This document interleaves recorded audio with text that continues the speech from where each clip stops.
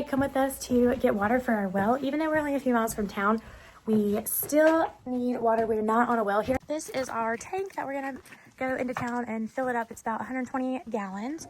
And then we'll put it into the garage, which then goes down to our water tank. Okay, we're headed into town, which is only a few miles. The big kids always ride their bikes in. It's just a fun outing for them. But here's our drive.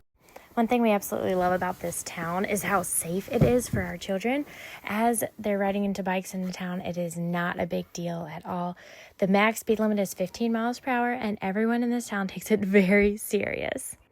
Although we do not have any actual cops here, everyone just sort of holds each other accountable for the speed limit. Now remember, the town we are in is less than 80, or it's 86 during summer and less than 30 during winter. So not much actually happens here, but it is nice and quiet. One thing you will see throughout this video is my kids are not in car seats. That is not a thing out here in the middle of literally nowhere.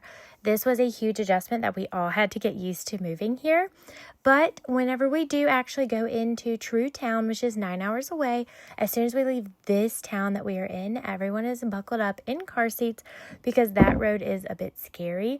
But right now, just like this, we're going into town. We don't make the kids sit in car seats because we are just going 15 miles an hour.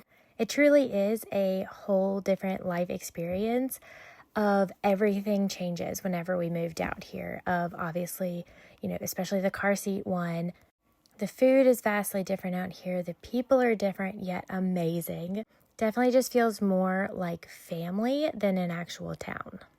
So here to the right was the fire station, if you caught it. It's all volunteer based. Obviously, we don't really have a firefighter. They are hiring for a firefighting chief now in town, so that job is available.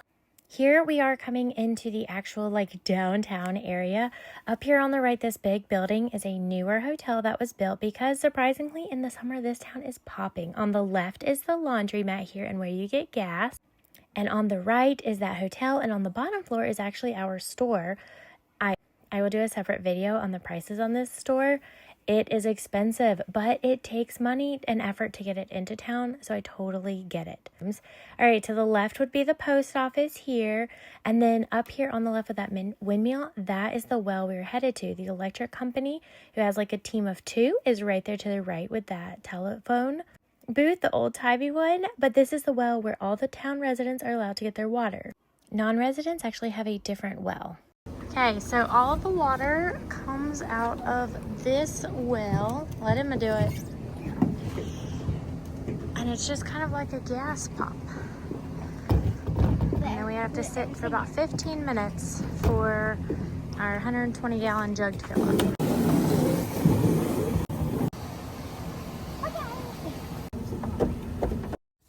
This hose might not look very heavy, but this thing is so heavy. I'm quite impressed that man can get it up. Okay, so that was one jug. We'll end up getting 2 because I did do clothes at Grandpa's today. And I will owe him some water. His house is also not on a well. I'm gonna have a washer and dryer right now, so I am borrowing his. So yeah, well, this is just trip 1 of 2. It took us about 15 minutes to fill up that one tank. Okay, we are headed back home here, and I wanted to show you guys the library is straight to the left up here. That is our community library. It's open twice a week for about 4 hours, all done by volunteers in the town.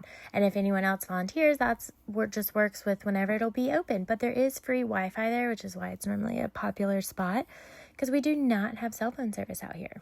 We all use Wi-Fi calling or Wi-Fi to work our phones. Okay, we're going to speed this up so we can get home a little bit faster to unload. Riley is a huge help here. Okay, so the kids help me back up into here, and then it goes into a pipe that goes all the way down to our basement. So turn her on. So we're going to take off the top for air, and then it turns on, and it goes all the way to the basement. Okay, I'll give you a quick view of it in the basement. Here's the water jug. So here is where it's coming out from the garage. We have about 300 gallons. Do you plan to get another tank so we don't have to get water every single day? We don't use 300 gallons a day, but it's just easier to keep up with it with everyone showering and everything. And it gives us something to do. Not bad. Riley, load it up.